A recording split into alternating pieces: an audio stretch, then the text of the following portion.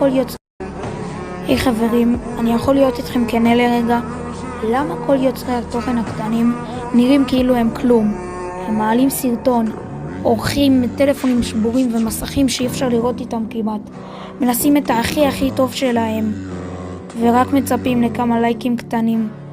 הקהל קטן, הצפיות נמוכות, הם עדיין מצפים יום אחרי יום, ממשיכים לערוך, ממשיכים לעלות, ועדיין לא מוערכים מספיק.